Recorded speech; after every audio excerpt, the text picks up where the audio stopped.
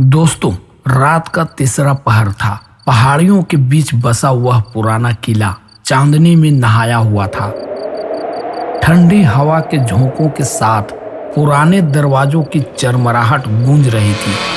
वीरान महल की टूटी दीवारों पर उगे काई और बेलों के बीच एक साया हल्की रोशनी में उभर रहा था। कौन है वहां? विजय ने अपनी टॉर्च की रोशनी उस ओर घुमाई। सामने खड़ी थी एक युवती, लंबा सफेद घाघरा, बिखरे बाल और आंखों में एक अजीब सा खालीपन। तुम कौन हो? विजय के गले से मुश्किल से आवाज निकली। युवती ने उसकी ओर देखा। एक फीकी मुस्कान आई और वह बुदबुदाई, तुम्हें यहाँ नहीं आना चाहिए था। विजय के रोंगटे खड़े हो गए। वो यहाँ इस किले की सच्चाई जानने आया था, जहाँ 100 साल पहले एक रहस्यमयी तरीके से एक पूरी रियासत खत्म हो गई थी।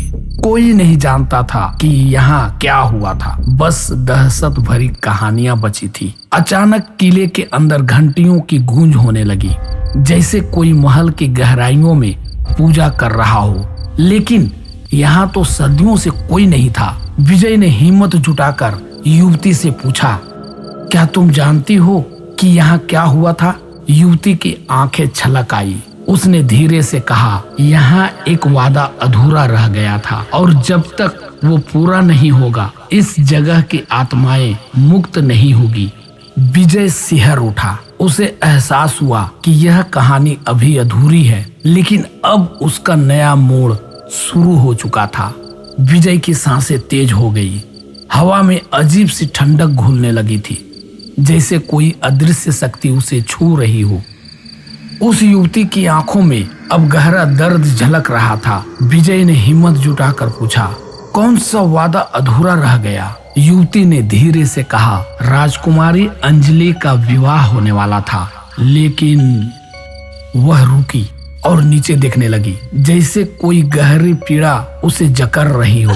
अचानक महल के अंदर से किसी के रोने की आवाज आने लगी। विजय की टॉर्च की रोशनी कांपने लगी और ठंडी हवा का झोंका ऐसा था मानो कोई अदृश्य ताकत पास आ रही हो। युवती ने उसकी ओर देखा और कहा, अगर तुम सच में इस कहानी को पूरा करना चाहते हो तो तुम्हें वहां जाना होगा जहां सब कुछ खत्म हुआ था। विजय ने घबराते हुए पूछा, कहाँ? युवती ने कहा, महल के नीचे बनी गुप्त सुरंग में।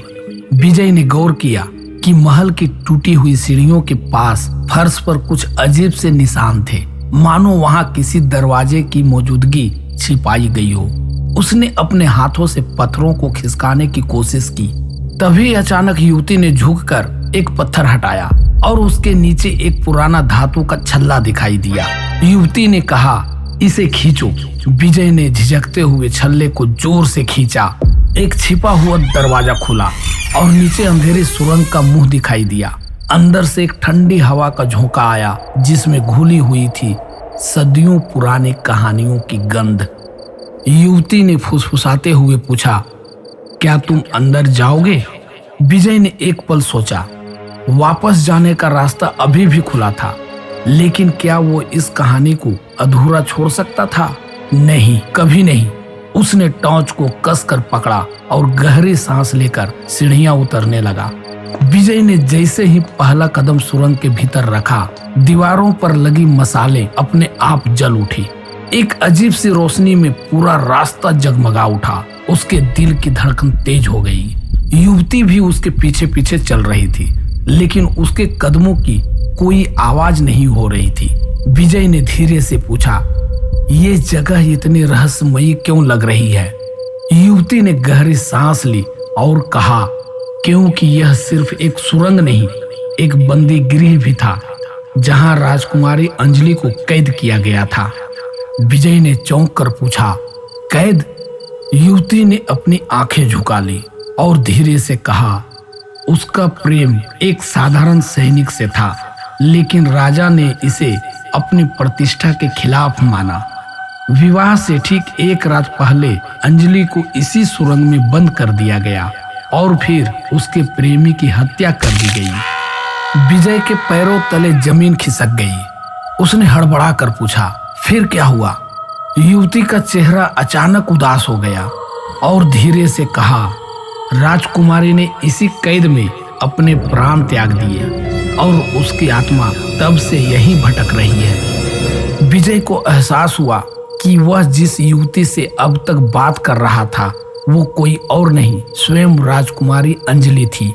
टॉर्च की रोशनी कांपने लगी, सुरंग में एक ठंडी हवा बहने लगी और दीवारों पर लगे चिन्ह चमकने लगे। अचानक कहीं दूर से ढोल नगाड़ों की आवाज गूंजने लगी, जैसे किसी पुराने महल में विवाह की तैयारियां चल रही हो। विजय ने देखा कि सुरंग के अंत में एक बड़ा दरवाजा था, जिसके दोनों तरफ दीवारों पर एक पुरुष और एक स्त्री की आकृति बनाई गई थी, शायद राजकुमारी अंजलि और उसका प्रेमिका। युवती ने उसकी ओर देखा और कहा, अब इस कहानी को खत्म करने का समय आ गया है। यह दरवाजा ही मेरी मुक्ति की कुंजी है, इसे खोलो। विजय ने कांपते हाथों से दरवाजे को धक्का दिया। जैसे ही दरवाजा खुला, अंदर का अंधकार रोशनी में बदल गया। पूरे महल में मंत्र गूंजने लगे। अंजलि की आंखों से आंसू छलक पड़े। उसने धीरे से कहा, विजय, अब मैं मुक्त हूँ। अचानक अंजलि का शरीर हवा में घुलने लगा। उसकी आत्मा हल्की होते हुए रोशनी में बदल गई। पूरा महल एक पल के लिए जगमगा उठा और फिर सब कुछ शांत हो गया। दोस्तों, विजय अकेला खड़ा था, लेकिन अब वहां कोई डर नहीं था। अधूरी कहानी अपने नए मोड़ पर मुकम्मल हो चुकी थी। धन्यवाद।